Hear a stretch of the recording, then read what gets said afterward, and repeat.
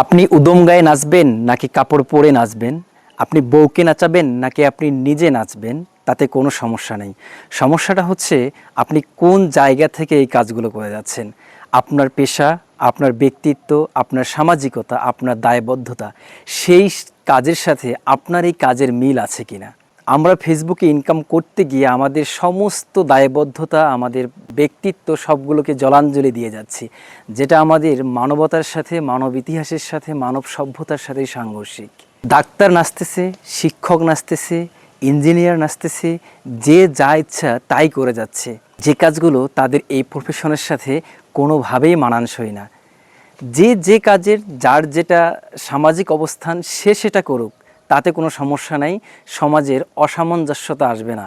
কিন্তু যখন দেখা যাচ্ছে যে একজনের কাজ আরেকজন করে দিচ্ছে, এর ফলে সামাজিক অবক্ষয়, সামাজিক অসামঞ্জস্যতাগুলো আমাদের সামনে আসছে।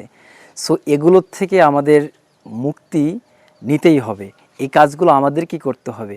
এখানে যারা যে কাজগুলোই করে যাচ্ছে সবাই মোটামুটি লেভেলের সেনসিটিভ, তারা চাইলেই এই কাজগুলো পরিহার করতে পারে। তা না হলে আমাদের সভ্যতা, আমাদের সামাজিকতা এগুলো ধুলোয় মিশে যাবে।